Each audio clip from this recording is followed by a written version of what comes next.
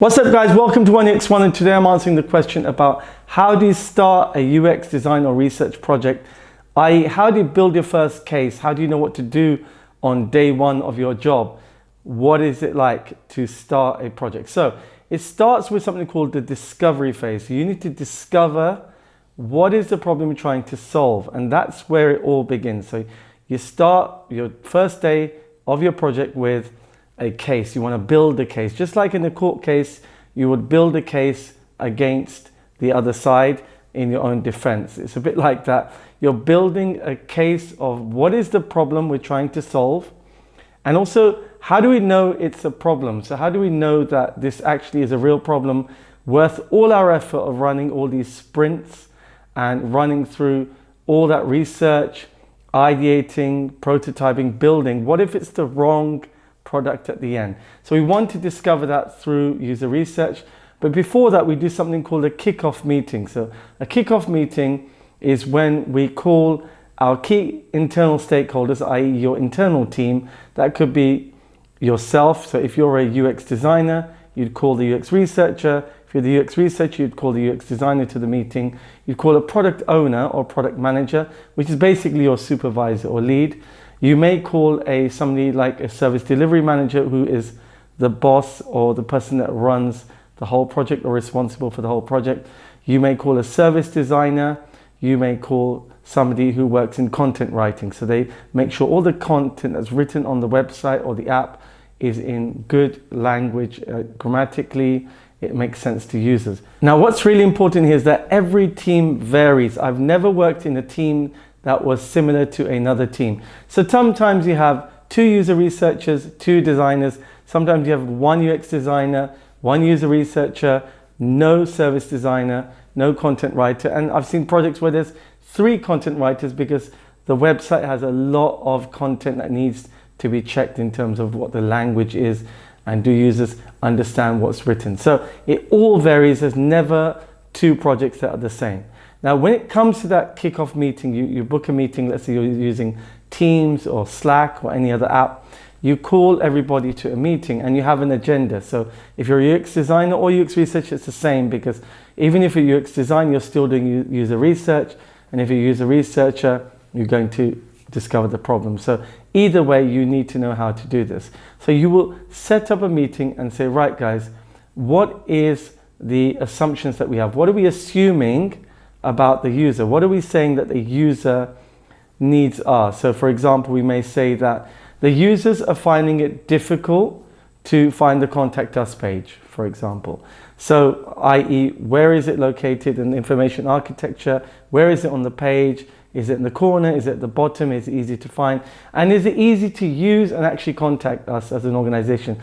And you must have seen sometimes you get these contact us pages that are, you have a name, you have a form to fill in, so you have a field which asks you for information, and people really shy away from that. So there's a big drop-off rate, so they don't like these long contact us forms. They just want a quick contact.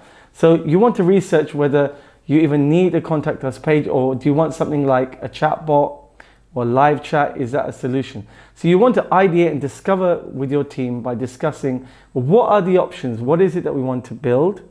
And will this be the solution that we need? So you start with an assumption because you don't know yet what the problem is or what the solution is. So you assume that that's the problem, and that's based on some data. So it may be a developer from the back end who tells you that we've seen the drop-off rate. People are not engaging with the contact us page. They're not using it. So what can we do to help them contact us so that we can help them in return? Because a lot of people have queries, problems, and they like to contact the organizations, and we need to make that easy. So you make an assumption that the page is difficult to find. Another assumption could be that the page is too lengthy and people really can't be bothered to complete it. So that's how you build your case. So you're building a case based on some assumptions which you're now going to plan to validate. So you're going to start to plan your user research around those 2 problems. 1, the contact us page is difficult to find.